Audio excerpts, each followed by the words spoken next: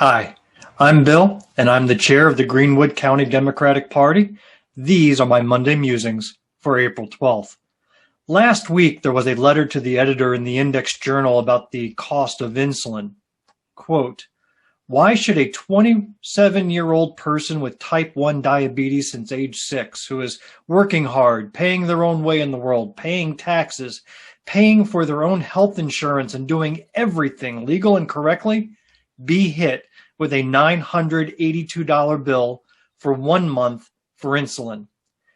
That's a great question.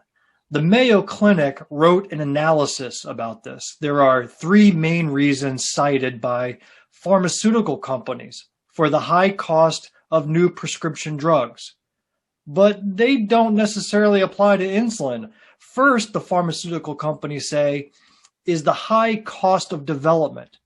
But that's not relevant for a drug that is more than 100 years old. Second, the pricing is not the product of a free market economy. There's limited competition on the price.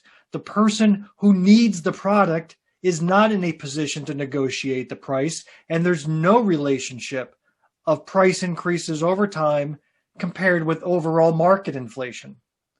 One vial of insulin used to cost $21 in 1999. It cost $332 in 2019, while in other developed countries like Canada, the price hasn't changed.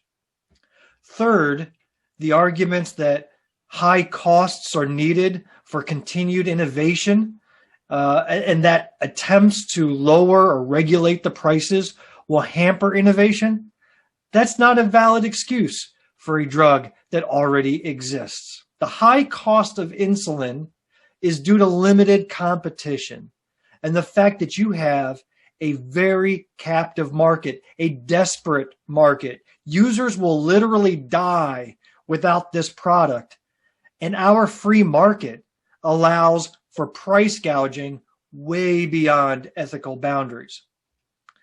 But I really didn't want to talk about insulin. It was the letter writer's next statement that really bothered me. Quote, "All while there are people out there not working or even trying to work or pay taxes or even pay for their own health insurance, and they get their medicine for free.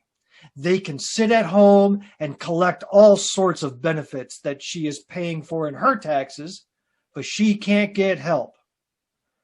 Look, this is an unfortunate mentality that is commonly seen among conservative thinkers. Instead of focusing on the actual issue, the cost of insulin is too damn high, they obsess over what others are or aren't entitled to.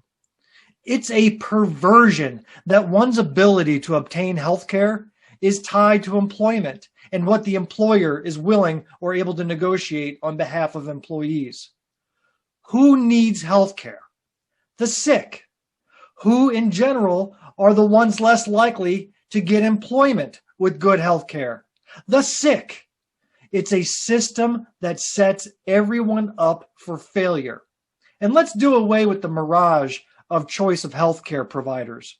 When you are employed, you are stuck with whatever very limited options the employer does provide you. Options that may not include paying for insulin treatment. Other developed democracies have figured out how to bring healthcare to their citizens without bankrupting them. No, none of them are perfect, but it's a heck of a lot better than what we have today. Imagine a system where everyone can get free access to a critical vaccine against a virus that has killed millions across the globe in a year. Oh, wait, we did that, didn't we? I got my shot and I wasn't charged a penny. Look how terrible healthcare for all turned out. And you know what? We don't have to criticize or insult others, calling them lazy freeloaders in order to enjoy this healthcare. That's it for today's Monday's Musings. Thank you for listening.